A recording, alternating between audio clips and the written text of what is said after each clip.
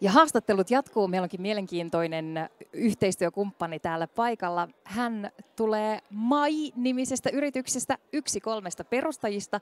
Linda Huhtala, tervetuloa. No kiitos. Moikka Sanna. Miten teillä on lähtenyt tämä Tampereen Business Festival tänään käyntiin? No vauhdikkaasti. Ennen joko ovet aukesi, niin jo jengi kävi kyselemään, että hei, koska saa varat aikoja ja mitä täällä on tarjolla. Eli palvelut on aina hyvinkin tykättyjä. No ihan varmaa, ja kun ajattelee, että tulee aamulla tukka pystyssä tänne paikalle ja tuollakin pikkasen kevättuuli tuiversi, vaikka kaunis auringonpaiste onkin, niin miten sitä saisi jotain pientä kaunistautumishetkeä, niin ensimmäinen firma, joka tulee mieleen Business Festival-ympäristössä ainakin, niin on tietysti MAI. Mutta nyt Linda, mun täytyy kysyä sulta, että koska sä oot yksi 3 perustajasta, niin ketkä nämä 2 muuta? No tosiaan siis mun isosiskojani, me aina huomataan myös sanoa, että mä oon se nuorin, eli se on tärkeää muistaa. Joo, tosiaan mulla on siis yli 20 vuotta itsellä taustaa siis alalta, toiminut kampaajana ja meikkaajana. Mutta Krista ja Kati ei kannata tilata tekemään mitään jalkahoitoja sun muita himaa, tai minne sit haluakaan tilata. Kati pyörittää meidän vanhempien logistiikka-alayrityksiä, mutta vastaa meidän talousasioista, pyörittää Exceleitä, ja Krista on taas meidän toimari. Ja tulee sitten taas, hänellä on hyvin vahva tämmöinen älyliikenteen ja digitalisaatio ja näiden tausta. Eli me ollaan vähän tämmöinen, me täydennetään niin tosi hyvin me 3 toisiamme.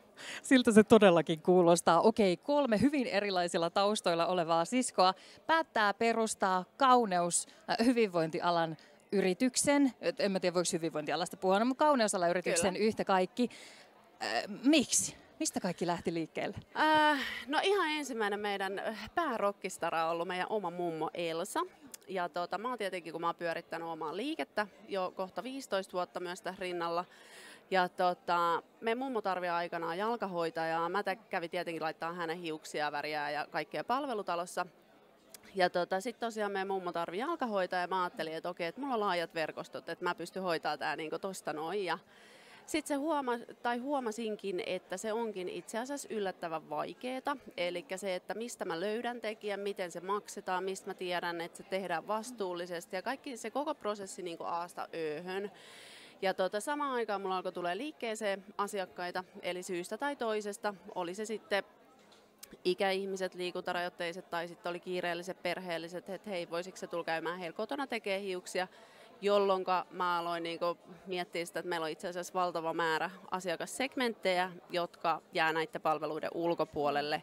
Ja siitä syntyi MAI, mutta oikeastaan siitä meni vielä muutama vuosi ennen kuin mä sanoin tätä meidän Katille Kristalle, koska mähän testasin kaikkea, että miten kaikki toimii, se pitää olla laadukas se palvelu, se ei saa olla sekä asiakas että ammattilainen, niin se ei ole he ei saa luopua mitenkään siitä palvelukokemuksesta myöskään, ollaan me sitten kotona, hotellissa, toimistolla, mistä tahansa.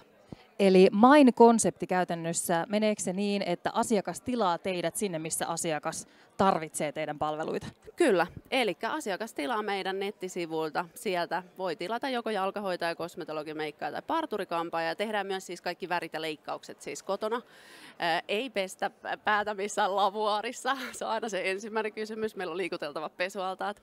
Ja asiakas valkkaa sieltä ajan ja palvelut ja sen jälkeen tilaa ja sen jälkeen meidän ammattilaisen menee tietoa, että hei, että Elsa haluaa nyt tilata palvelun kotiin ja meidän tekijä menee sitten sinne ja silloin kaikki tarvittava mukana ja asiakas saa nauttia samasta palvelusta mitä liikkeissäkin. Aika upeata. Missä päin Suomea te toimitte? Pirkanmaan pääkaupunkiseutu ja Turun alue tällä hetkellä. Just näin. Ja sitten teillä on varmaan sesonkia, voisin kuvitella, kesäaikaa. Siellä on kaiken maailman hääjuhlaa ja kissaristiäisiä ja sitten on pikkujouluaika. Kuinka aikaisin teet täytyy tilata tapahtumapaikalle?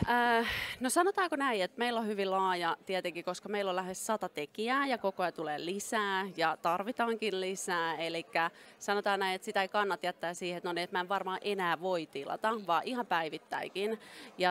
Mutta sanotaanko, että hääsesonkin, juhlasesonkin, niin semmoinen vuotta aikaisemmin ne aloitetaan, mutta puoli vuotta on aika semmoinen niin kuin optimaali. Mutta nyt sanotaanko, että toukokuuhun mennessä niin koko ajan se tahti kiristyy, koska totta kai sieltä edelleen menee niitä puukatuksi. Mutta sanotaanko, että häät varsinkin, niin vuosi aikaisemmin niin niitä voi alkaa ja kannattaa kysellä. Eli sitten kun tietää, koska se oma tapahtuma on tulossa tilaisuus, niin sitten nykäisee main huippuja hihasta. No, mitä te täällä bisnesfestivaaleilla ja ehkä erityisesti täällä Tampereella nyt teette? No me tarjotaan tietenkin taas jälleen kerran, kuten näissä tapahtumissa yleensä aina, niin pikapalveluita, eli pikakäsihoidot, ne on ihan supersuosittuja, ja pikameikkejä sekä pikakampauksia. Me ollaan aina vähän riippuen tapahtumasta ja kaupungeista, niin katsotaan, että mitkä palvelukategoriat, ja toki myös päivistä vähän riippuen, mutta täällä on nyt tänään tämmöiset palvelut. Minkälaisia odotuksia on Main Linda Huhtalalla tähän tapahtumapäivään? No tietenkin festareilla aina tietenkin erittäin hyvä ja kova meno, niin kuin festareilla kuuluukin olla. Ja sillä ei ollut myös kaikissa muissakin festareilla, siis business-festareilla nimenomaan. Ihana kuulla ja ihanaa, että pääsitte Maija Linda Huhtala tähän haastatteluun. Mä huomaan, että tuolla on teidän pisteellä kuhina käy. Mä päästän sinut palvelemaan sinne asiakkaita, kenties tekemään kauppavarauksia sinne seuraaviin juhliin. Oikein paljon kiitoksia. Hei, kiitoksia teille ja ihanaa päivää myös sulle. Kiitos.